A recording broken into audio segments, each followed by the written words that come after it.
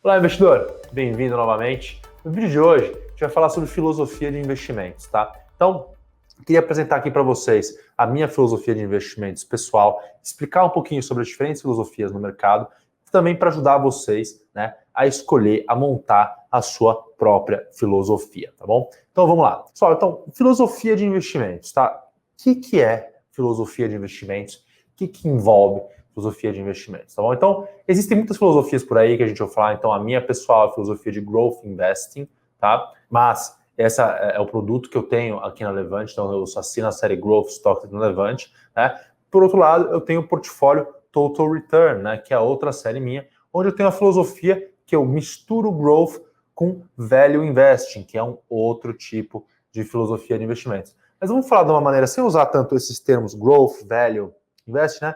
A filosofia de investimentos é o conjunto de crenças que você tem, que o investidor tem em relação a como os mercados funcionam, né? E ele monta, né, um framework, né? Então um esquema, vamos dizer assim, mental, de como ele vai tomar as decisões. Essa filosofia vai guiar a maneira de como ele vai tomar as suas decisões de investimento, tá bom? Então, uma filosofia, ela passa por você entender qual tipo de ativo você vai investir, com qual prazo você vai investir nesses ativos, né?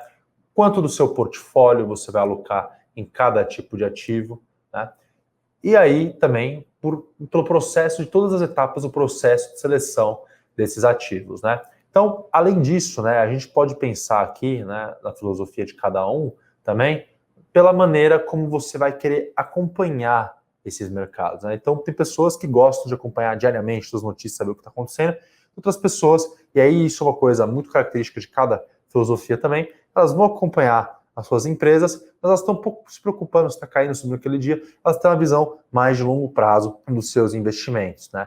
E também, muitas dessas pessoas, como eu pessoalmente, eu acredito que a atividade de day trade, né, você ficar o tempo inteiro acompanhando sobe e desce das ações do dia a dia, é uma atividade muito estressante, tá? Então vamos definir filosofia de uma maneira mais ampla, como o seu conjunto de crenças, tá? Em relação à atividade de investir, em relação a como você faz os seus investimentos. Eu vou explorar um pouquinho agora, então, a minha filosofia, a filosofia de Growth Stocks, né? Para vocês entenderem um pouquinho melhor, tá? Então, dentro do Growth Stocks, ela é uma filosofia que foi fundada por Philip Fisher, tá? Então, Philip Fisher é considerado um dos pais dos Growth Stocks, tá? Como você já deve ter visto em alguns lugares, ele não é o fundador oficial chama T. Rowe Price, é outro norte-americano, tem até uma gestora com o nome do Price, que é uma excelente gestora de Growth Investing, né? E desculpa, né? O importante, falando em termos em inglês aqui, Growth Stocks, Growth Investing, investimento em ações de crescimento, tá bom? Acho que é importante deixar isso bastante claro aqui para aqueles que não são tão fluentes no inglês aqui no canal, né? Então, por onde passa a filosofia do Growth Stocks, tá bom? A filosofia, ela está sentada, o princípio fundamental dela é que nós temos muita pouca capacidade de prever os movimentos do mercado no curto prazo, tá bom? Então, e isso é uma coisa que eu, Pedro, pessoalmente acredito também. A gente tem a capacidade, a gente tem o nosso nível de acerto dos preços do mercado no curto prazo é muito baixo, tá? Então você pegar as previsões para a bolsa dos analistas dos grandes bancos não compilado nos últimos 20 anos, 10 anos que seja, né, para a bolsa, para o câmbio. O câmbio é pior ainda, tá? Mas vamos falar só da bolsa aqui, né? Eles sempre erram, tá? Vai ter assim, o nível de acerto do nível da bolsa é muito baixo. Acontecem coisas imprevisíveis, acontecem crise, acontece pandemia, né, entre outras coisas. Então, a filosofia está toda centrada nesse ponto de que a gente não consegue prever esses movimentos. Então, Fischer ele olhou lá naquele momento e falou: o que a gente consegue realmente prever, o que a gente consegue controlar, tá? E aqui o que ele coloca, né? A gente consegue olhar para as empresas e ver o que elas fizeram até esse momento, né? Então a gente consegue ver o crescimento histórico dessa empresa. Então, empresas que nos últimos 20 anos cresceram a média aí de 17% ao ano a sua receita, crescendo seus lucros na mesma taxa, uma empresa que nem a VEG, na qual eu falo aqui bastante no meu canal. Eu vou deixar também aqui o link para o vídeo da VEG, o último vídeo que eu fiz. Tá, pessoal? Essas empresas, a gente consegue ver esse histórico de crescimento. A gente consegue ver, né, quanto ela investiu em pesquisa e desenvolvimento ao longo do tempo.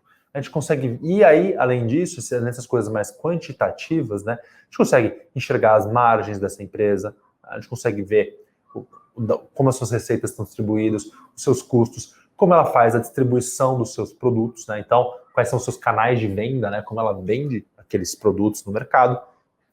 E, por outro lado, a gente também consegue enxergar fatores como a qualidade do time de gestão.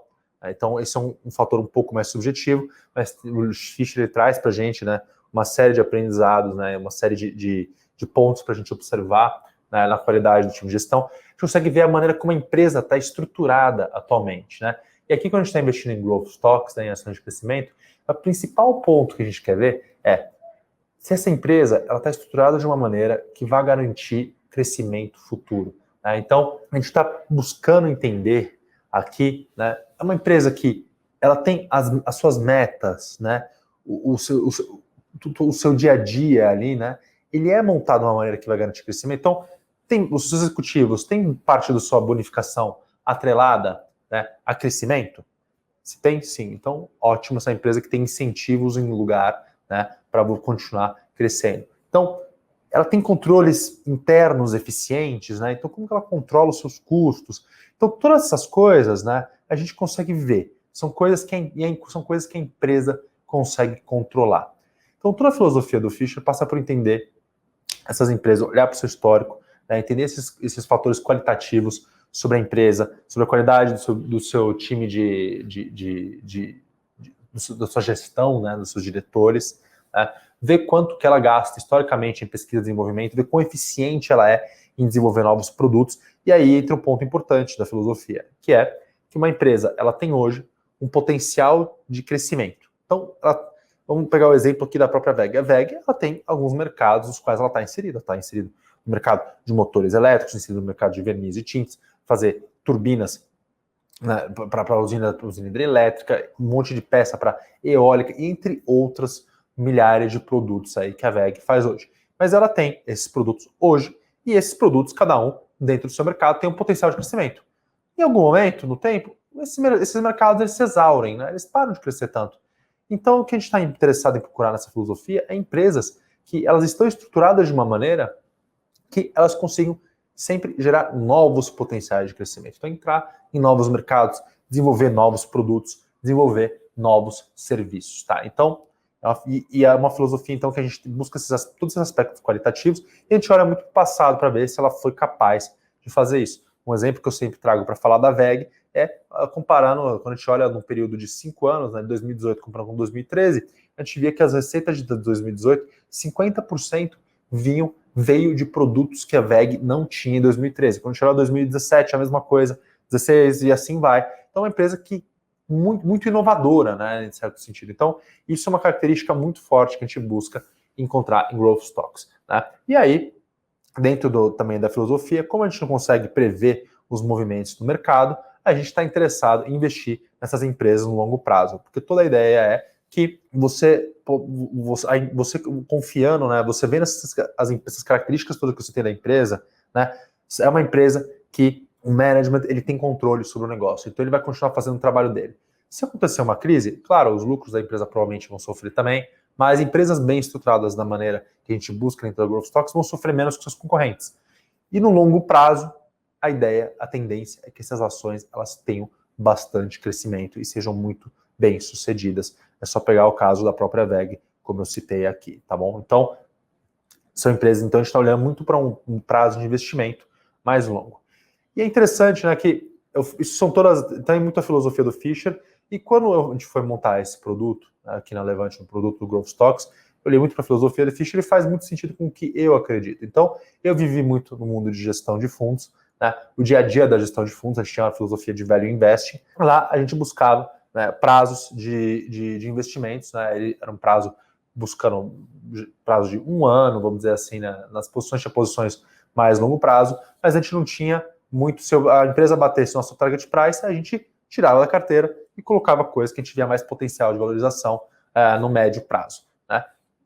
Essa atividade é uma atividade que, para mim, Pedro, é uma atividade muito estressante, porque eu tinha que estar muito atento todo dia ao mercado né? Então eu falo muitas vezes aqui, né, que eu todo dia eu ficava comprando preço do minério de ferro. E o minério de ferro caiu, eu passava o dia inteiro namorado. Eu tava perdendo dinheiro, ficava estressado. Então, isso é uma mentalidade muito de curto prazo. Então, é uma mentalidade mais de curto prazo, né? Em curto prazo, gente, estou falando investimento em um ano.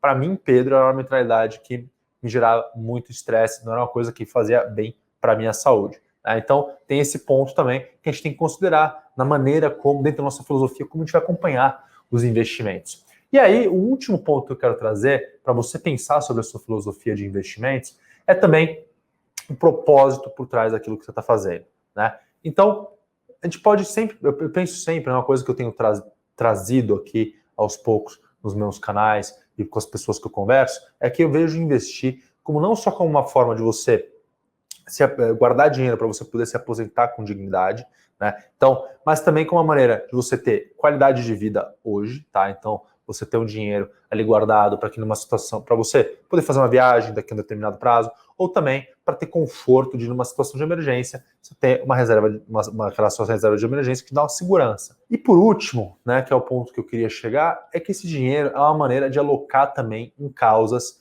que você acredita. Então, existe também uma grande possibilidade, quando a gente pensa em investir, olha, eu acredito, né, que a gente precisa ter mais empresas que invistam em soluções inovadoras para tratamento de lixo.